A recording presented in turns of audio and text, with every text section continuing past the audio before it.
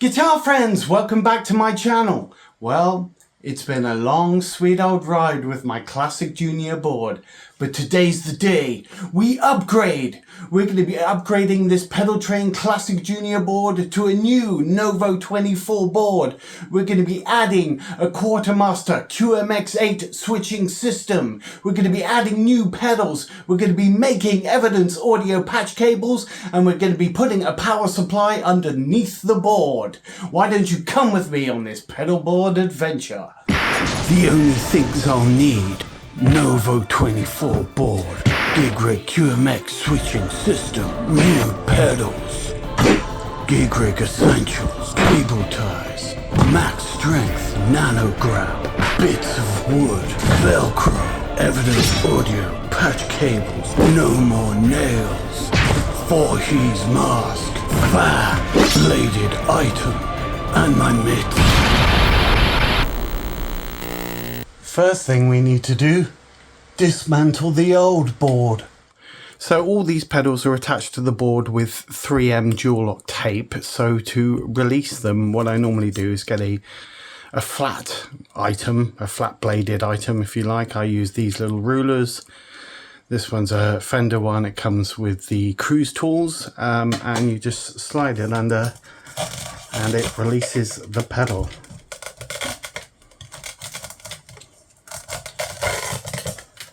There we go.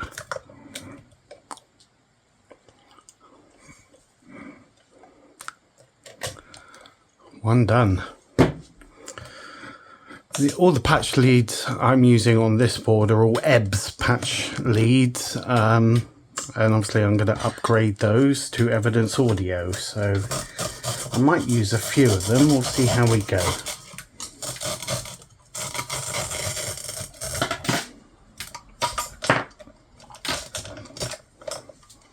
D&MDrive.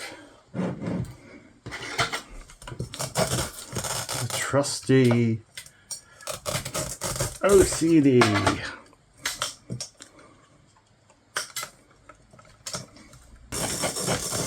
MXR tap tempo. Anyone else have a clock on their pedal board? Quite useful. Really maybe unplug these before doing that. That would make more sense.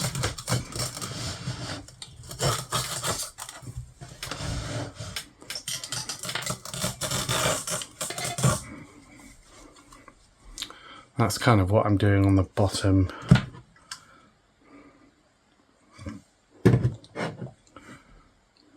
Try not to go over the label. I have made that mistake before, and that's the result. Okay, bottom row done. Let's go for the top row.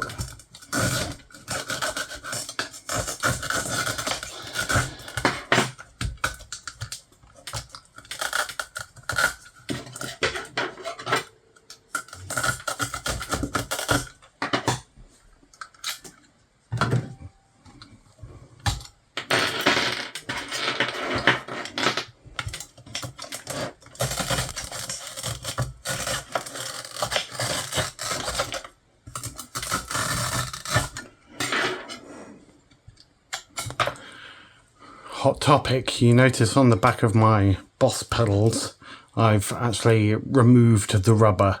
I had them on the board with the rubber for some time, and it always bugged me because they were always that little bit higher.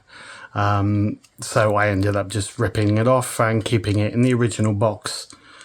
And if I ever do sell them, I'll state that on eBay, but re-glue it on or leave that up to the buyer. So yes, it really does make a difference. Yeah, get rid of the rubber. Keep it though.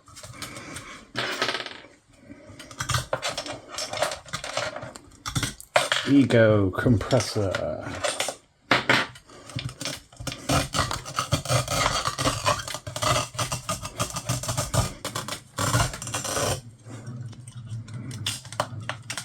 Obviously many pedals come off a bit easier.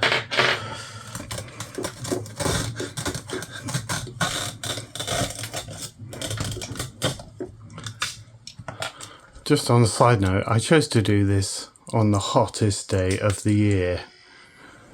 So there's going to be a lot of sweat, a lot of fanning. Final pedal.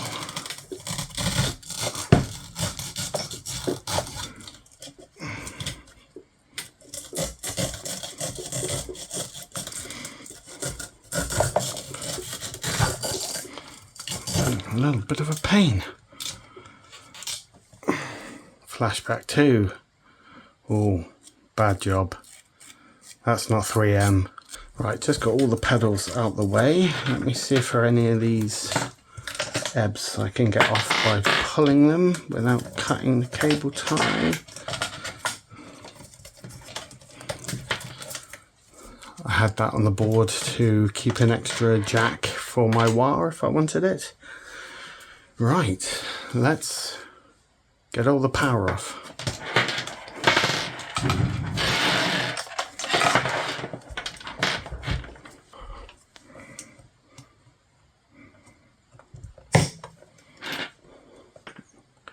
Next thing I'm going to do is try and remove all the power, and then I'll remove the fender engine room last.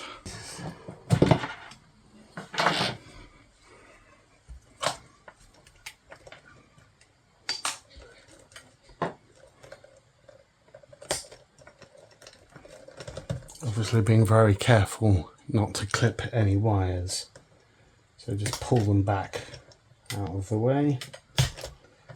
That one's going to be tough.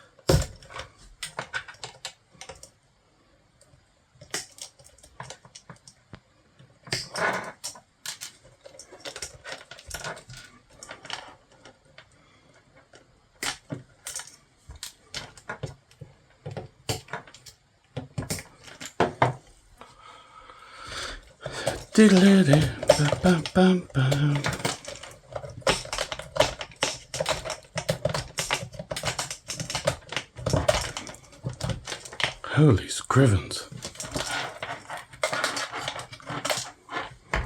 Holy Billy Gibbons. Right, so put all the patch cables one side and all the power another side.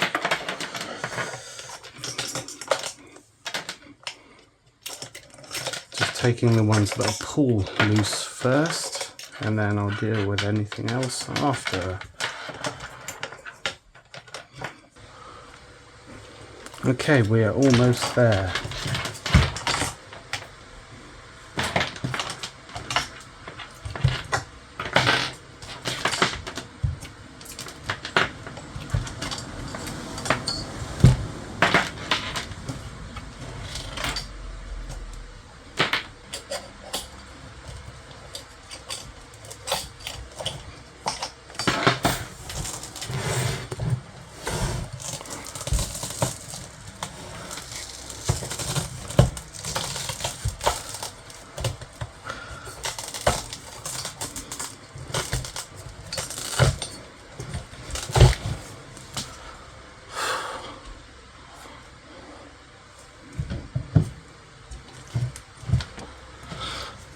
Classic Junior, done.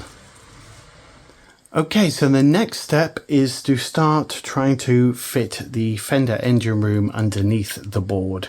Now, I know there are a lot of different ways you can do this. People use different kind of clamps. And there is, if you buy the fender board, they come with a clamp that goes over and affixes it to the board. I'm not going to use any clamps. I devised a system on my previous board and that worked well, so I'm going to use it again. And that system is bits of wood. I measured the space of the pedal train here and the height needed to make sure the power outlet was facing the right way and at the right height.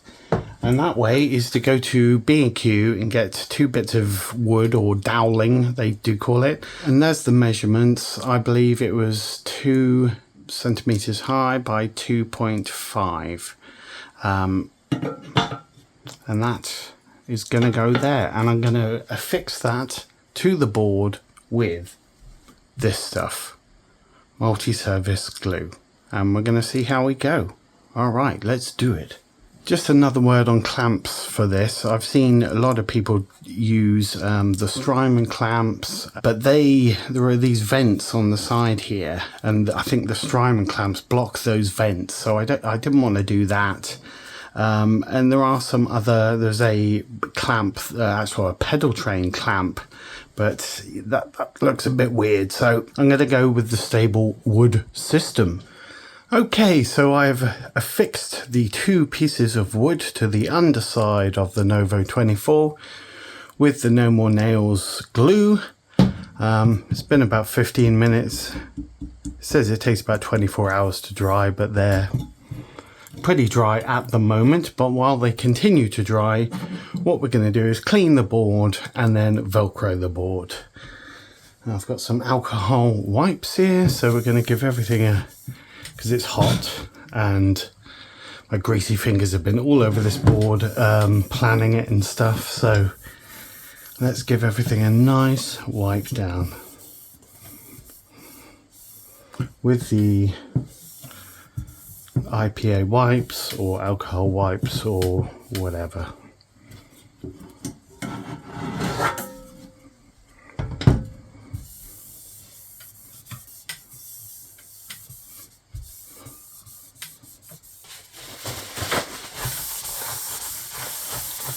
Towel it dry with some kitchen towel.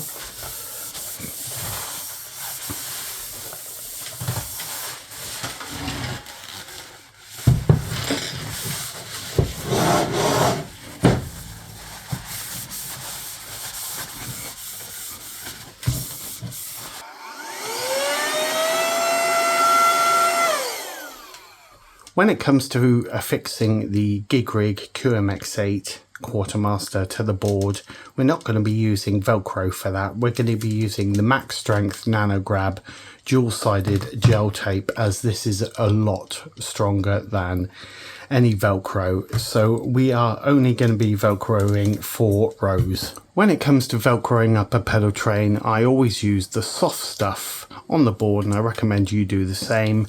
And on the pedals, I always use the 3M dual lock tape, and together they're a lot stronger than if you were to use the hard stuff that came with the pedal train. But the soft stuff, that's okay.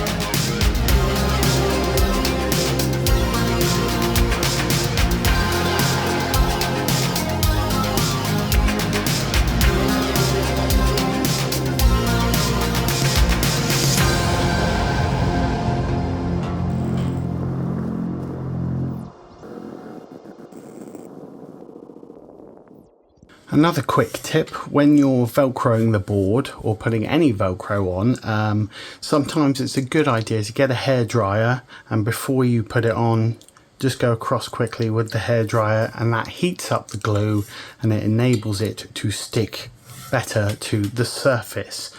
I haven't opted to do that today. As I mentioned, it's the hottest day of the year, so I was pretty confident that the glue was already quite sticky, so no hair drying today. Plus, who wants to use a hairdryer on the hottest day of the year? Oh, why did I choose it? Some people don't go to the end here, they stop here. That's fine, yeah, it looks very nice when you do that. The only problem is, if at any point you want to grow and your pedal board grows and you need to put a pedal there because you've got so many there, what ends up happening is you have to cut extra bits of Velcro and put them there, and it just looks horrible. So I would always just go right across when you're doing a pedal train board. Another really simple tip is to stand up and make sure you've got a good work surface. I've seen so many pedalboard builds on YouTube recently where guys are just sat on the floor, cross-legged, they're like bent over. It just looks really painful, not great for your back. And as we're all getting older, I would suggest find a stable work surface and stand up and have the pedal board at about this height. So everything is in reach and all your tools and everything else. Great. Tips over. And that is a wrap on anything that came with the pedal train. I'm not going to be using the hard stuff Velcro, and I'm not going to be using the cable ties that came with it because I've got a GIGRIG pedal boarding pack thing with loads of stuff in, so I'm going to be using that and nano grab from here on out. Right, we're back to the underside of the board, and the first thing we're going to try and do is affix the fender level engine room thing underneath the board. Let's do it.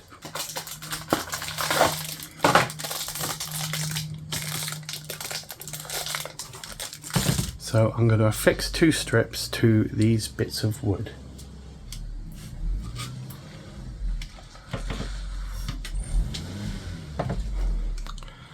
There's one bit. Just smooth that down.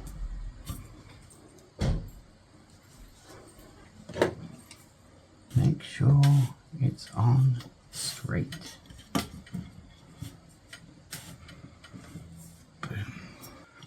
Okay, now I know it's hard to see, but there's 2 bits of nano grab tape affixed to the bit of wood.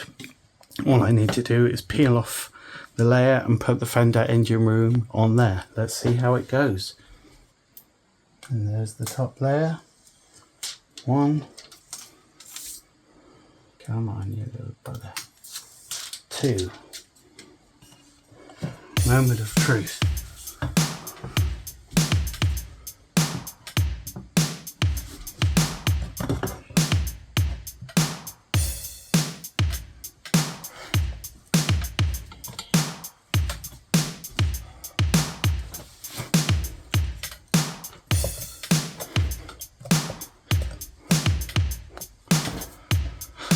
Okay, let's just leave that for a moment, leave it to dry.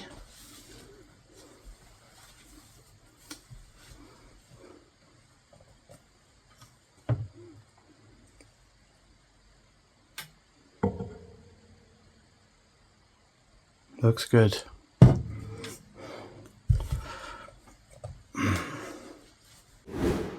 Let's take a moment to talk about pedal choice and pedal order. So we know we're going to be using the GIGRIG QMX8 as a switching system. This is my first switching system I've ever owned, so I'm a bit excited and a bit wary about installing it, but I'm sure it'll be a lot of fun, so I'm very excited. So we know we're going to be having that on the bottom rung. Those of you who watched my last pedalboard video will know that my delay for many years has been the TC Electronic Flashback 2.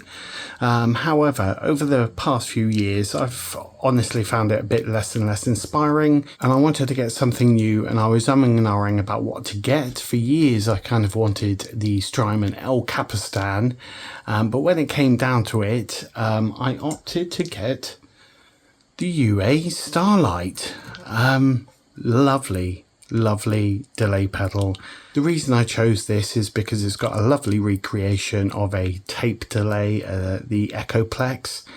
It's also got a really nice recreation of the Memory Man, as well as some other delays. So that's the reason I've got this one. So I'm going to be putting that on my board. Usually when I put a delay on my board, it's always the last pedal on the board. So I normally put it last on the board up there. But because we're using a switching system, and because these are top mounting jacks, I've elected to put any top mounting jacks on the bottom 2 rungs to save on cabling. So that is going to go there. The next new pedal to the board is a pedal I've lusted after for years. I've really wanted one. I borrowed one off a friend for a while and just absolutely loved it. And that is the Strymon Deco version 2. It's such an amazing pedal. It's just a vibe machine. Got so many different things you can do. In my last video I mentioned I love pedals that do multiple things because I'm also a producer. And with this pedal you can have so many amazing things. I'm sure you guys know who've tried it. It's got flanging, chorus, slapback, loads of stuff, and that is going to go there. And these two are going to be loops 8 and 7 on the GIGRIG. As I just mentioned, I'm going to put top mounting jacks on the bottom rung, so the Nobles is going to go about here, the Strymon here, and the Ego compressor here. And this is going to be loop 1 on the board, this is going to be loop 3, this is going to be loop 4. On the top rung we're going to have the booster last, we're going to have the triangle big muff, we're going to have the OCD, we're going to have the tuner up here, and we're going to have the Boss Polyshifter XS1, and next to it we are going to have the MXR Phase 95. These are all going to be out of the loops. First thing we need to do is to affix the QMX8 to the board with the nano grab tape. Let's do that.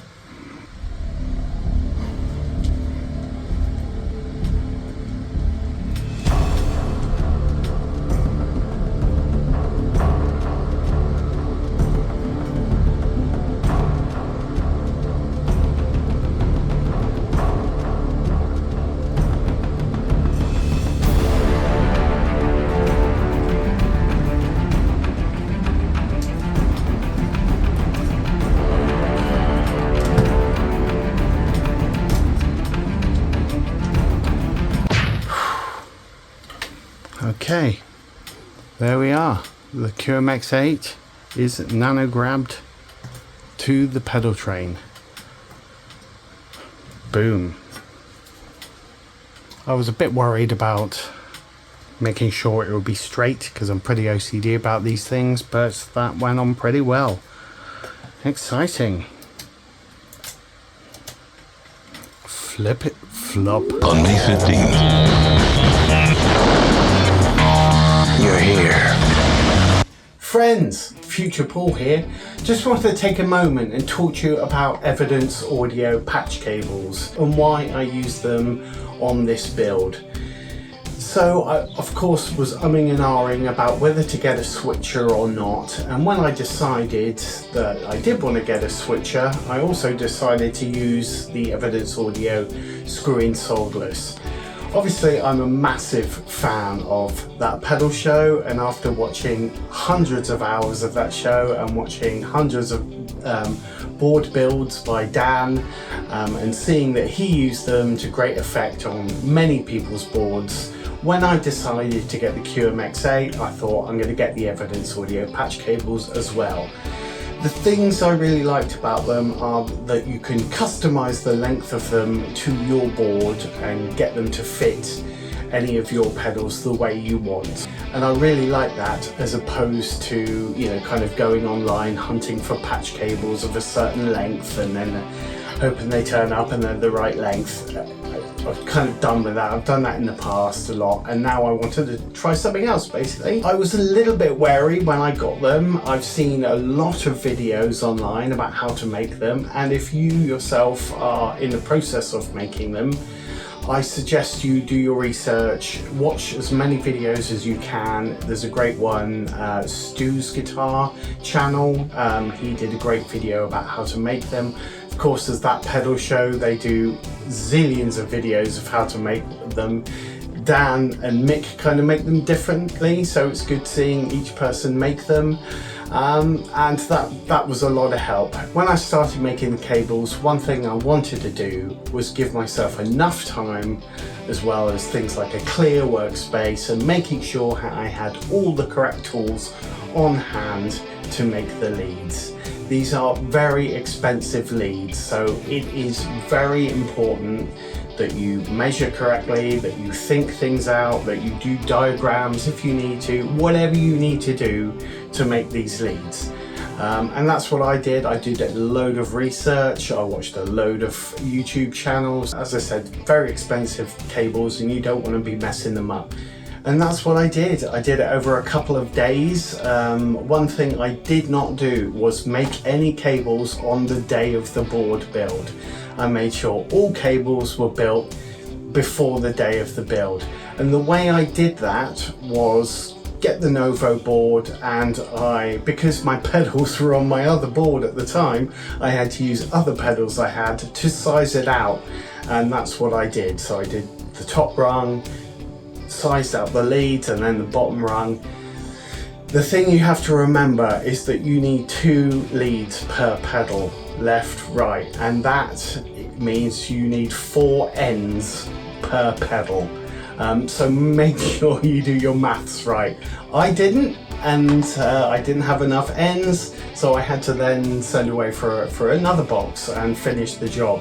If you look at my board at the end of this video, you'll see I'm still using a couple of the EBS patch cables, so I did run out and I need to get, I think, 4 more ends to make sure the whole board is done in evidence audio.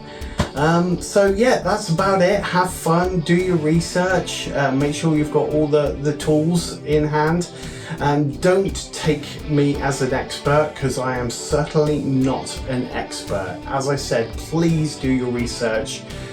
That being said, this is how I made evidence audio patch cables.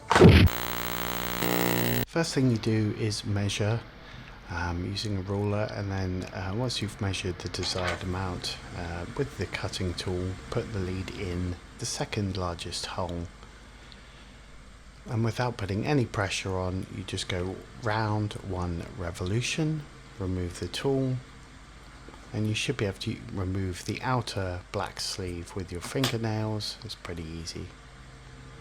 Once you've done that, gather together all of the little braided wires here.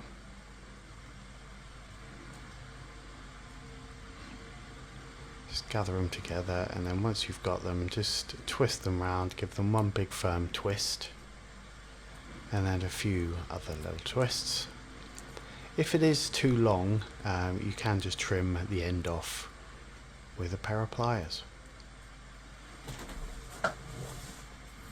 If you do that, just give it a few more twists to make sure the new end is firm, and then wrap it round anti-clockwise.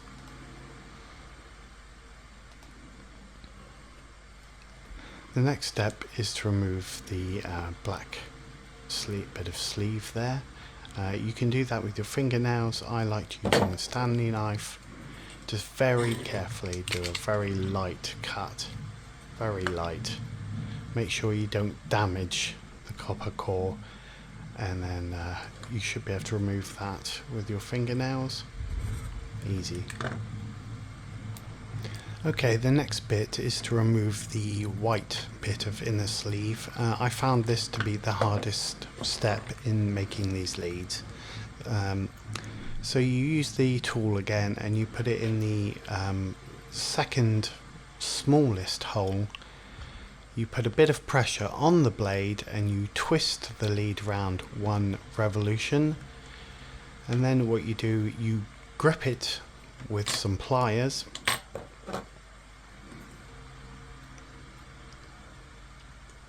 and you twist it round. You twist the pliers and twist the lead, and then eventually it will come away. Be very careful not to nick the lead. If you do, you can, well, I did, just cut a bit off with a bit of pliers. Didn't seem to damage it at all. I wouldn't recommend you do it, but that's what I did. Okay, it's smooth sailing from here on out, hopefully. So insert the lead into the jack end, and it's quite firm, and push it back. Sometimes you can give it a back twist and you will hear a little click.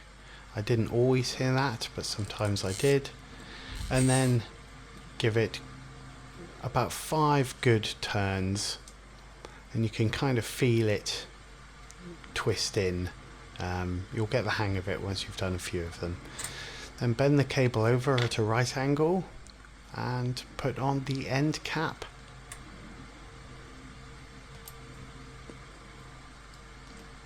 And twist that on. Do it as hard as you can, tight as you can with your fingers, and then you can use pliers to make sure it's very tight. I didn't have the right pliers, so I used a bit of this non-slip backing and put it in the pliers, and then I put the jack plug in and made sure it was tight to the end, and then tightened it up. I didn't want to scratch the jack plugs, that's why I used that. It seemed to work and it got them pretty tight.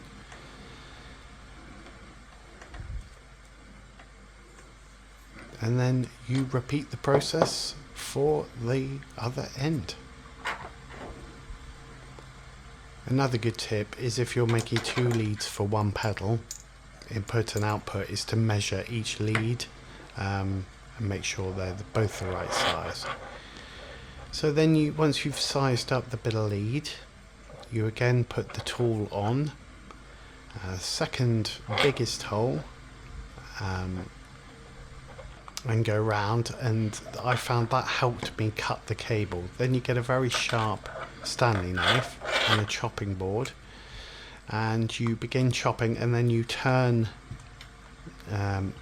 twist the lead round so you're cutting another part of it, and that will kind of keep it circular. Make sure you have a very sharp Stanley knife, but be careful, and you kind of want the end to look circular like that. Again, then you measure how much you want, and going around 1 revolution, remove the outer sleeve with your fingernails. There we go. And gather together all the braided stuff. And gather it together, give it a good twist.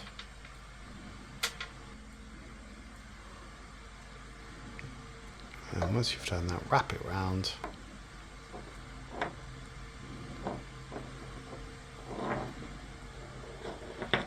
And cut the black stuff off, or use your fingernails, whatever you want to do. Just either way, be careful. Or be careful if you're using a Stanley knife, not so much with your fingernails. I just wanted it to come off in one clean bit, rather than have any straggly stuff around the bottom. And then this is the hardest bit. Second smallest hole from the back. Measure how much you want to take off, put that lead in, and put a fair bit of pressure on it. It helps if you can see the blade in there like this, because you can see what's happening. And then 1 revolution. Sometimes I did 1 and a bit revolutions. Just don't cut into the inner copper core. And then this bit can be a bit time consuming, but just keep twisting, and hopefully that seam that you've just made will appear, and you'll be able to pull off the white stuff without damaging the copper. And that's what the inside of the plug looks like, and what you're screwing into.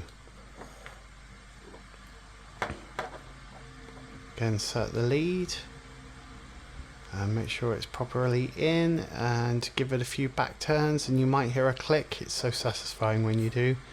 And then give about 5 turns into the jack, and that is screwing into the end of the jack.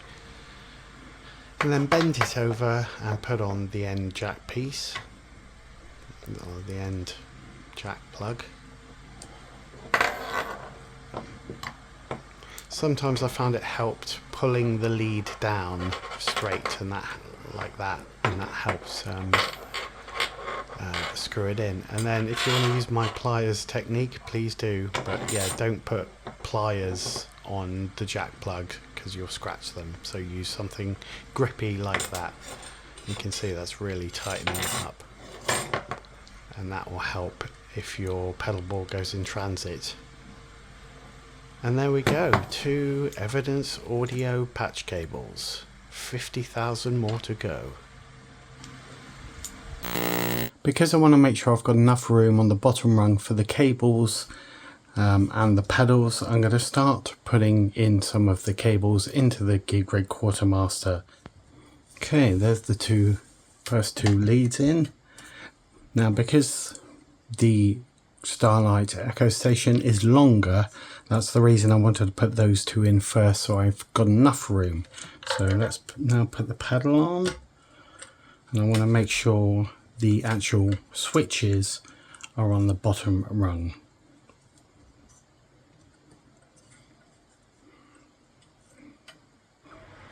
Of course, it helps if you have pedalboard.app up on a screen in front of you, so you know where you're going. Okay, on the UA Starlight, I've just removed these little rubber feet which were there, and I've replaced them with the 3M dual lock tape. Just a note on this one: when you're putting the Velcro on, don't put it right to the top of this because of the length of the pedal. You need to put it lower so it fits perfectly across those 2 rails with the top bit poking out.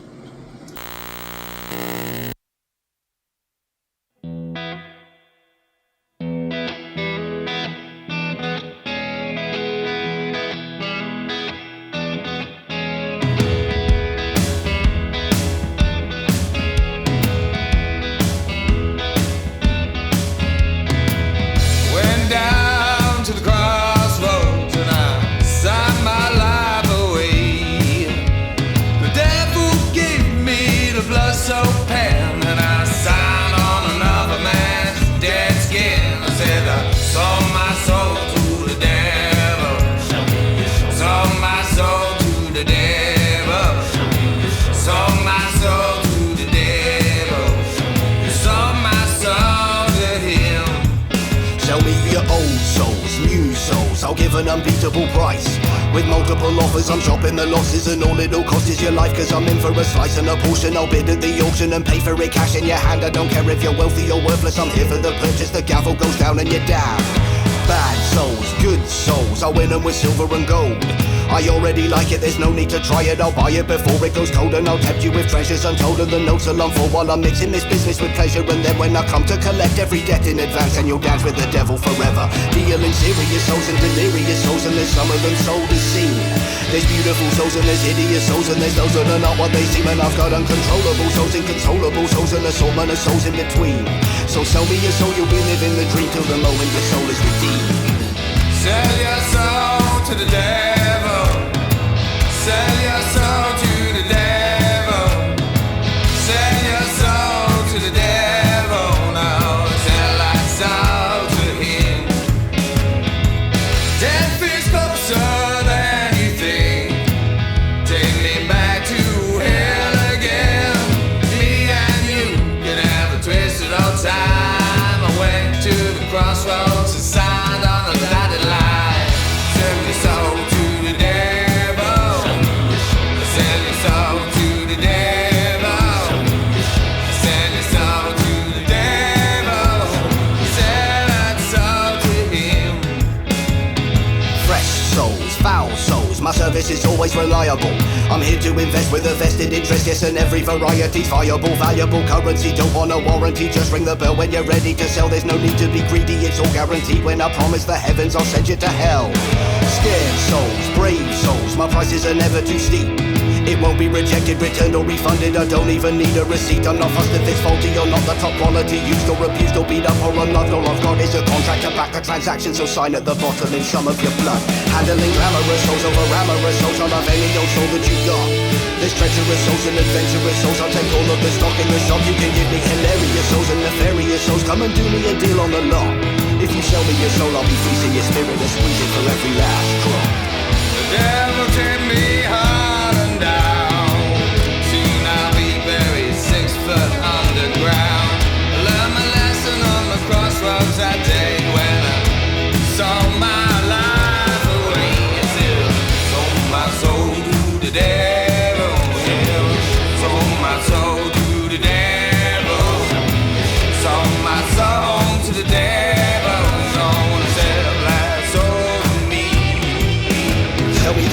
heaviest souls and the heaviest souls. I need every type you're supplying, the short and the tallest of souls and the smallest of souls, and whatever the sizes I'm buying. Simple and cynical souls and the pitiful souls. Line them up and I'll get it in writing. I'll barter and bargain. I'm quick with the trickery, crafty and clever with cunning conniving. Driving unlikable souls and excitable souls, and I'm eager to make an exchange. The gentle and generous souls or rebellious souls, and I'm sure it can all be arranged. Give me sick and despicable souls, unpredictable souls. They'll be trading for riches and fame. You're sinning, I'm winning. It starts from the minute you're paid and you're steadily digging your grave. Taking unshameable souls and untamable souls, making profit and watching it grow. The strange and the craziest souls and the shadiest souls, and my spending is out of control. The robust and the toughest of souls and the roughest of souls, just giving cause it's time to let go. I'll never take no for an answer, I won't miss a chance, so let's settle it. Sell me your soul. Sell that soul to the devil. Sell that soul to the devil. Sell that soul to the devil. Sell that soul to me. Sell that soul to the devil. Sell that soul to the devil. Sell that soul to the devil. Sell that soul to me.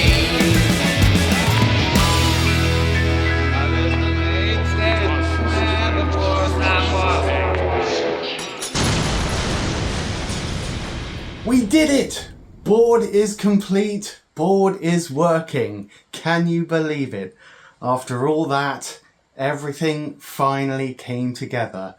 It's amazing. I'm so happy when I first switched it on and everything just came on and worked.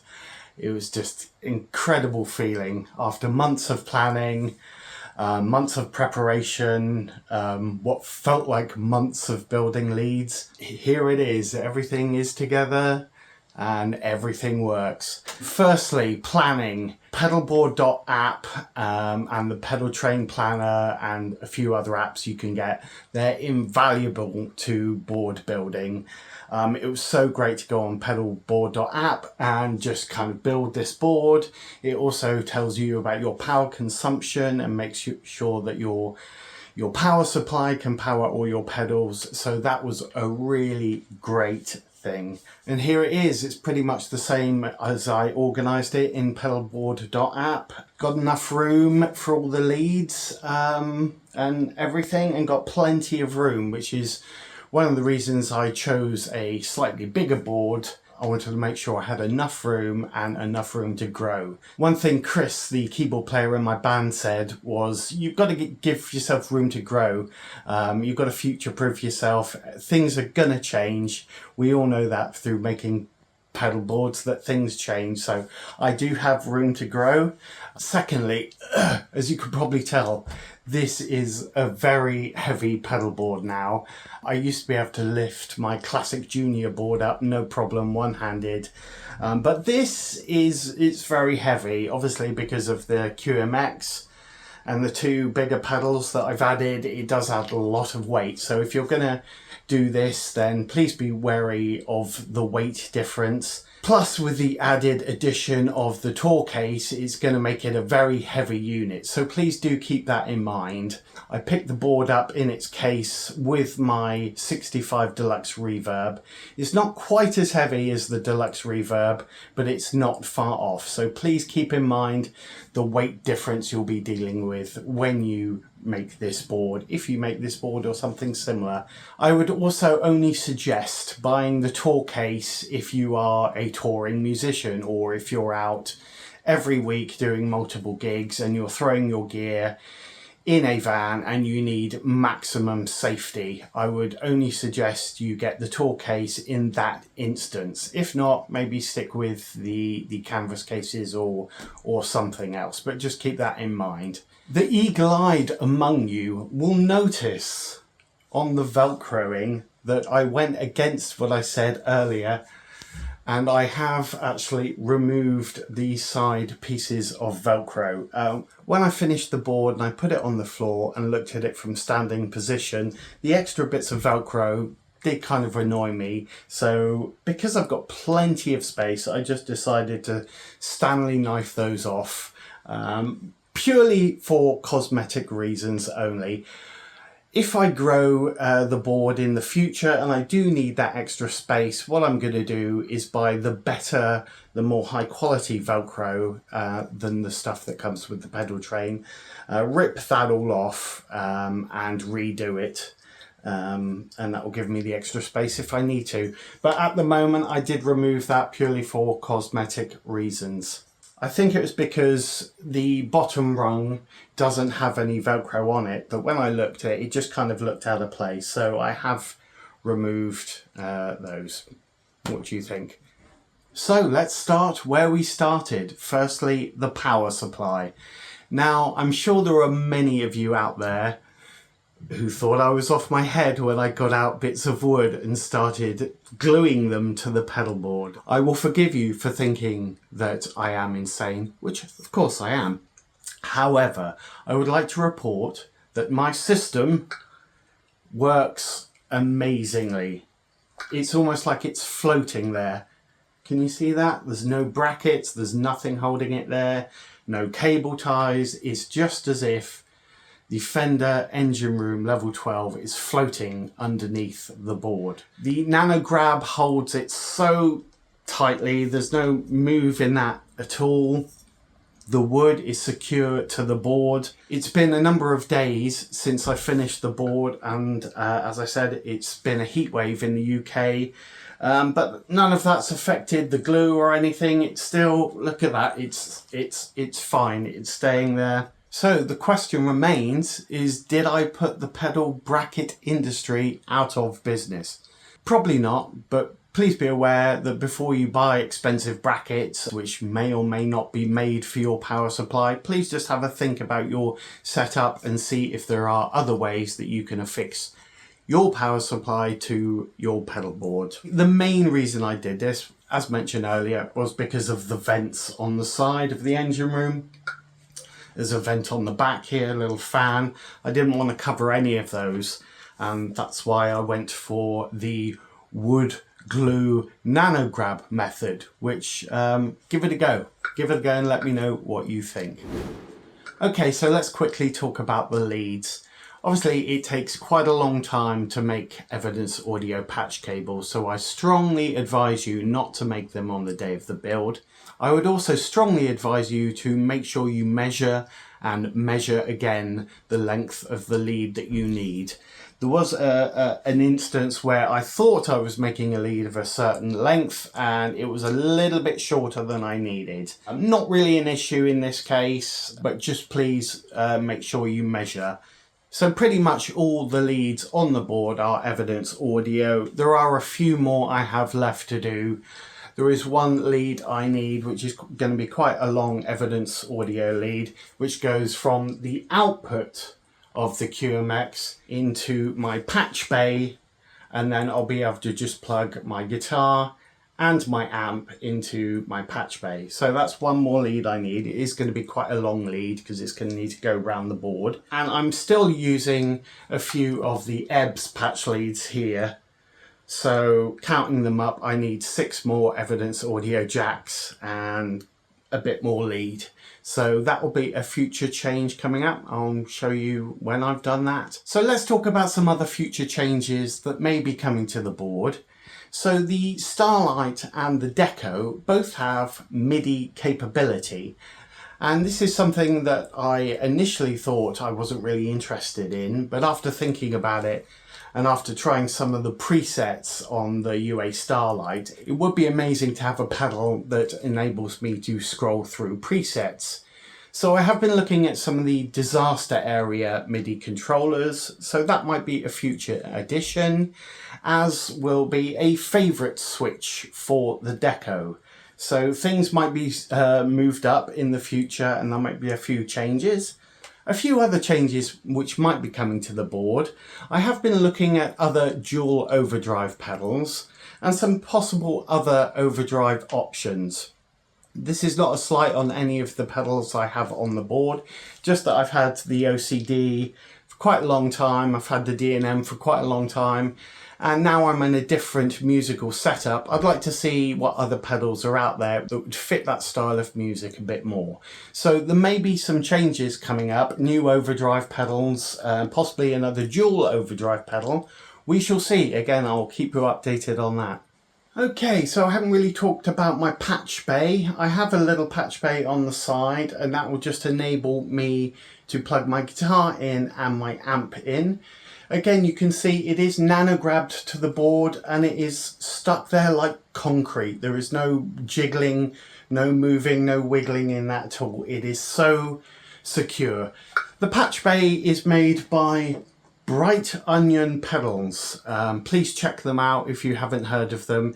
They custom make all their pedals and patch bays on order, so you can customize them if you want. You can change the colors of the lights, you can change the colors of the pedals and the texts. They make all my leads as well, so please check out Bright Onion pedals, love them. So let's talk about the GIGRIG QMX Quartermaster.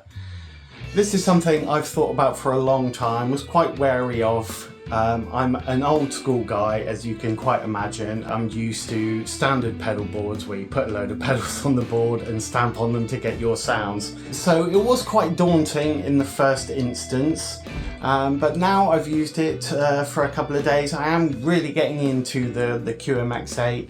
There is a change to your sound. I will say, if you're used to a traditional pedal setup where you just have pedals on the board, plug in and plug your amp in, it may be something to get your head round. You may be not used to the tone that you'll be getting because you're so used to your tone going through every single pedal that when you hear it, without that, just going through the QMX and a few other pedals, the tone difference is massive. It seems to have brought back a load of bottom end, and yeah, it's really great, but I will say it is something to get your head round.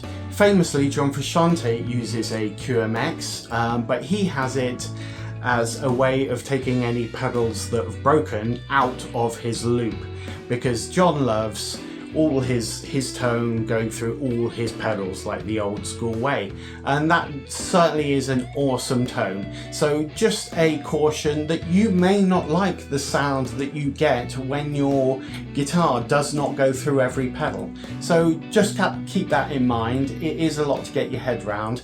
In terms of switching, I took this out for a little practice the other night, and I only pressed one of the pedal switches once, where I was supposed to press the QMX delay switch, obviously. So that's not bad for my first outing. I'm far from having something like a G3 or anything like that. Although they do intrigue me, it would be great to switch on 5 pedals at once. Of course, at the moment, this is a hybrid board. I do use the QMX, but then I also switch on the Phase 95, which is not in the loop, as well as the XS1 is not in the loop, so I still use those as traditional pedals. I know you can put the D&MDrive, you can separate each of the overdrives and put those into a separate channel in the QMX. I haven't done that yet, so I'm still just putting one side on, putting the D&M on, and then if I want that additional side of the D&M, I just do that old school way manually. And the final thing to keep in mind once you finish your board, that if you're using a switching system or a QMX or something similar, that you will need to label up the switching system so you know at a glance which of the pedals controls which of your effects pedals. Dan Steinhardt from GIGRIG and That Pedal Show, he uses a Brothers label maker, and his labels, they're so neat looking, and I think they're white text on a black background. I was initially going to go that route because, as I said, they just look so great.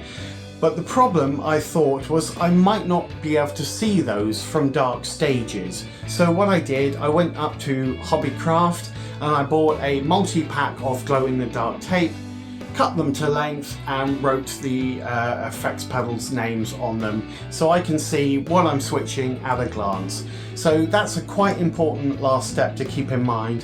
Also keep in mind that once you've finished the board and you've ploughed all your money into the board, the label maker may be an additional cost that you may not have thought about. So please keep that in mind, that you will need to label up your QMX. And also the fender engine room on the back is labelled up, so I know what lead is controlling which pedal. If something were to go down, then I can just pull that out.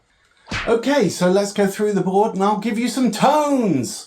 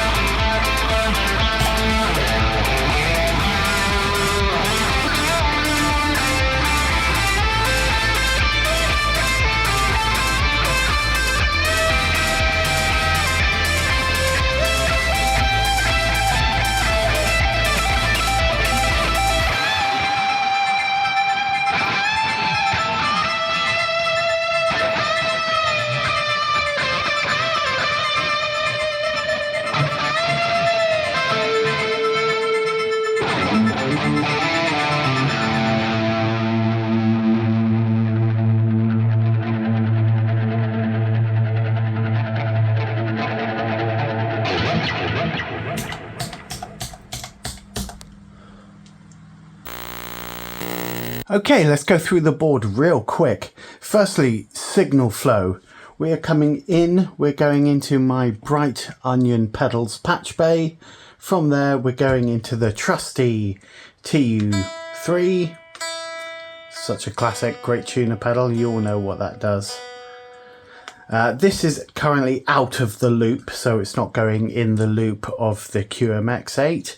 Also, pedals that aren't in the loop are the XS1 and the Phase 95. So signal flow in through the patch bay, into the tuner, into the XS1, into the Phase 95. From the Phase 95 we go into the QMX, which has the Ego, D&M, ODR1, Deco, Strymon, OCD, Fuzz, and the preamp.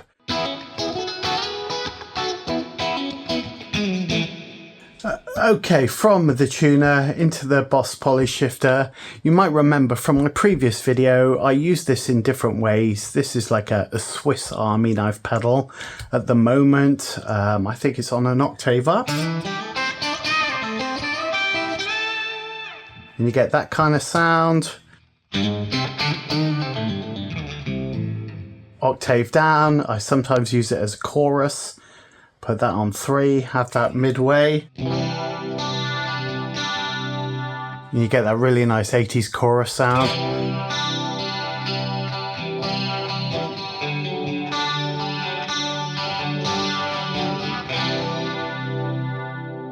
In one of the bands I'm in, I also use this pedal to detune the guitar by 1 step. There we go. So now I'm tuned down 1 semitone.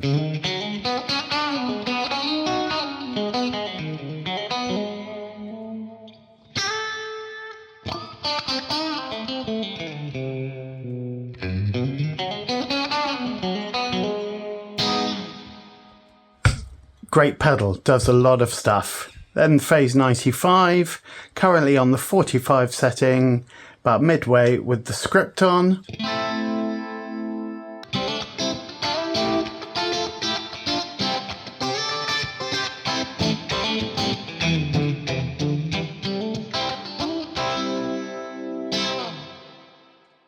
Phase 95. So great. Okay, now we're going into the pedals that are all in the QMX. Firstly, Ego.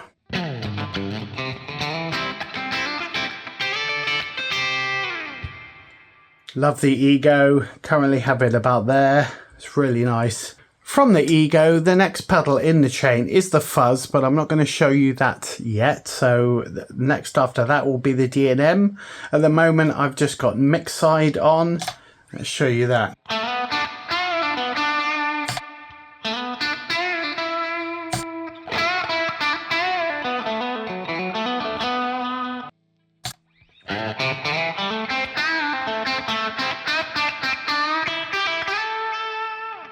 So it's got that really nice mid-humped kind of sound, which works really well when you stack it with other overdrive pedals, which let's do now. So here's the Nobles.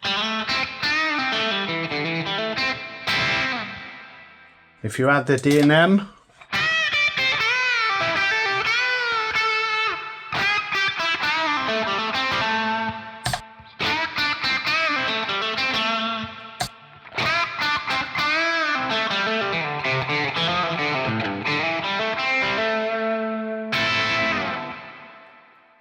let me show you what it's like if I do add Dan's side in.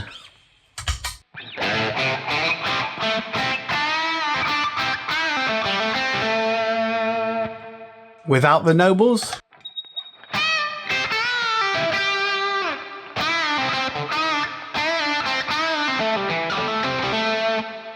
Without the Nobles.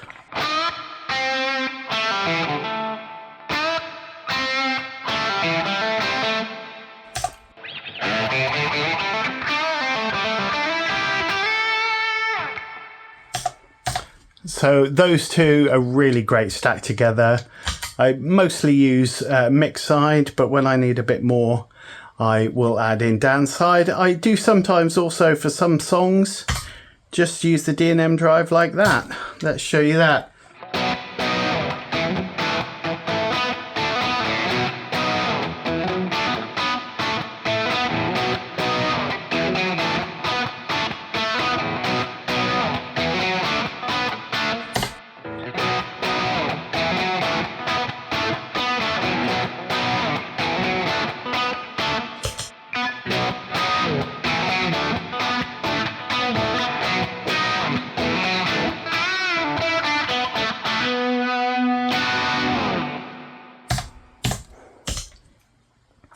From the Nobles, our next drive stage is the OCD, the classic version 1.7.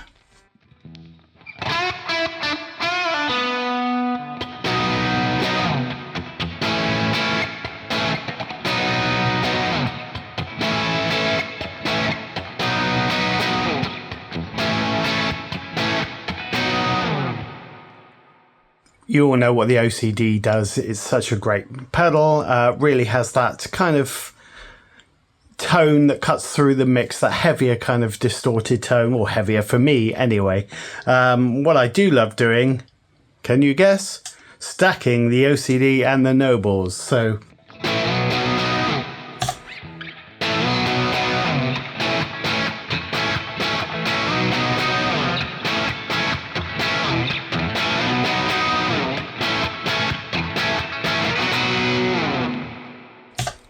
love the OCD.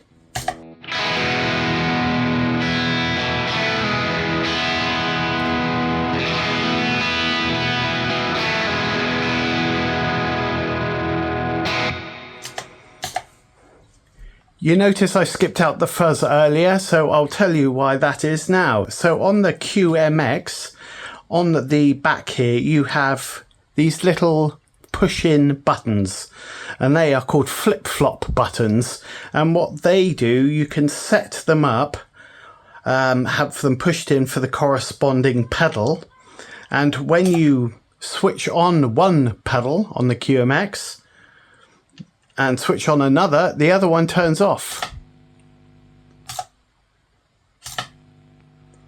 And it flip-flops between them. So there's a couple of songs in the set where I'm using a clean, well, a slightly distorted sound with the Nobles.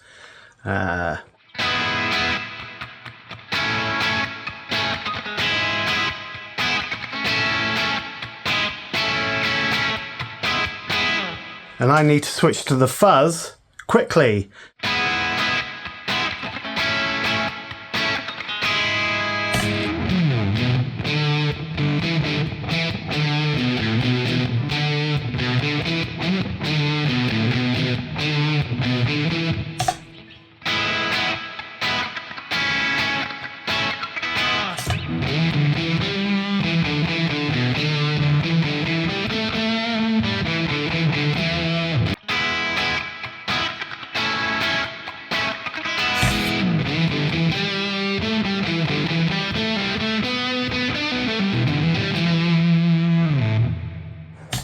So that's a really great feature for you to be able to swap between two pedals with one press, which is great. That's why one of the reasons I love the QMX. It's so cool. So the next pedal on the QMX is the Boost, the Boss Booster Preamp BP1W. Bit of a mouthful. At the moment I have the buffer setting on the back and on the CE setting. Let me show you that. With that, clean, booster.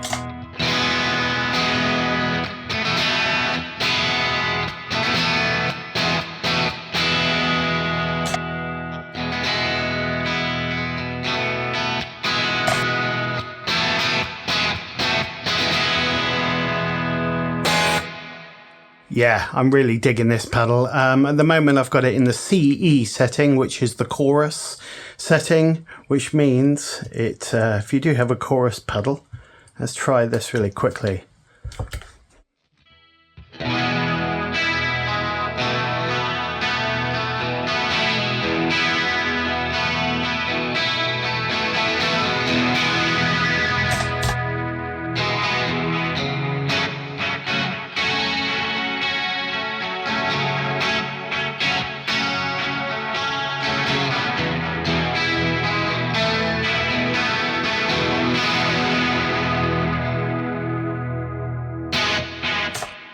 Let me just show you the RE. The RE is a bit fuller, bit fatter sounding.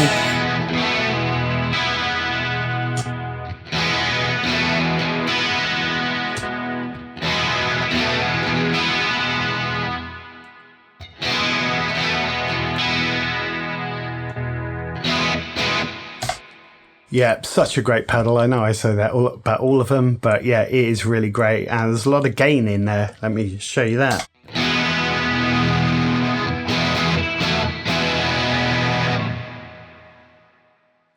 Amazing. For a booster preamp, that's amazing. Okay, on from there, we've got my new favorite pedal in the world, the Deco version 2. This is how I have it set up at the moment, but I'm using it in different ways every time I use it at the moment.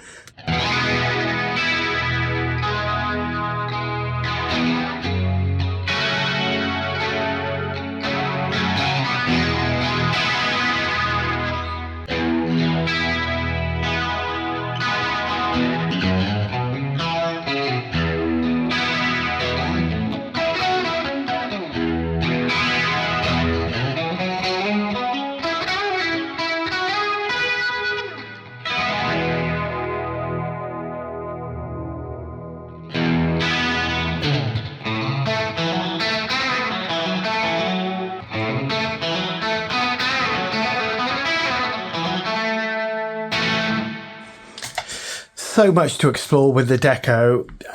Again, it's a Swiss Army knife. If you switch over to the cassette setting, you get this crazy kind of 90s-ish distortion thing. Let me show you that.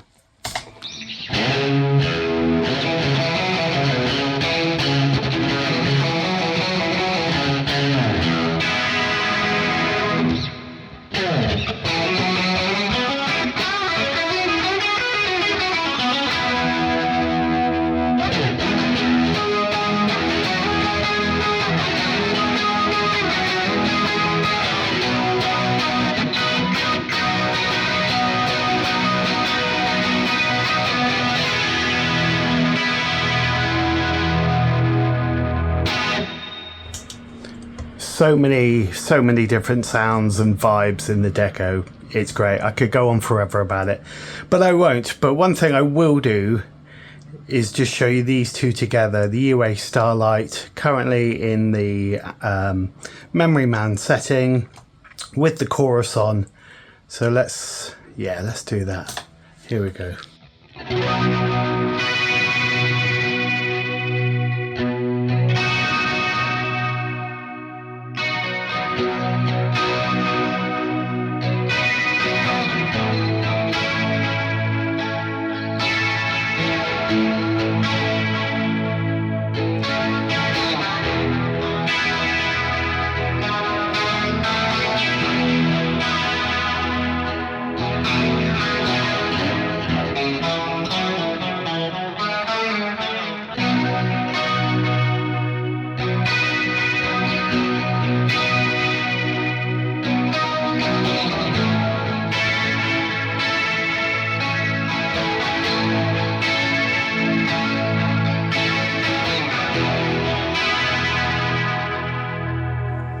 If you add the boost to that,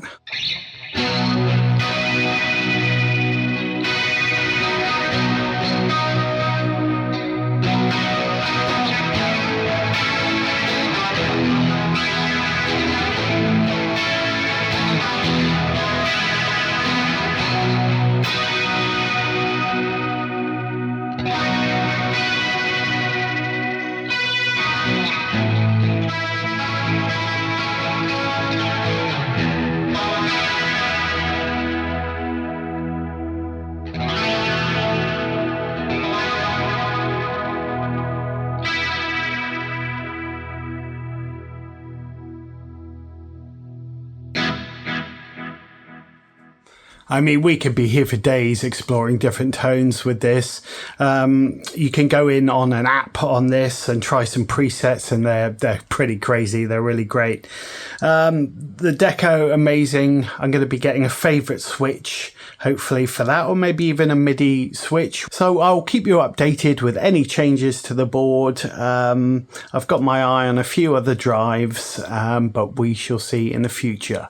So the last thing you do on any good pedal board is put some stickers on the box. Okay, where should we put them?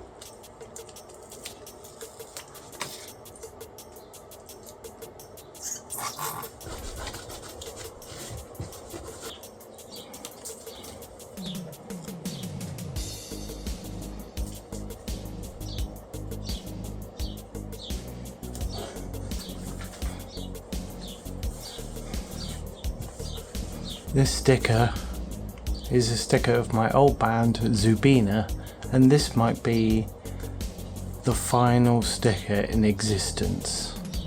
Saved for years in a cupboard, now going on my 2026 pedal board.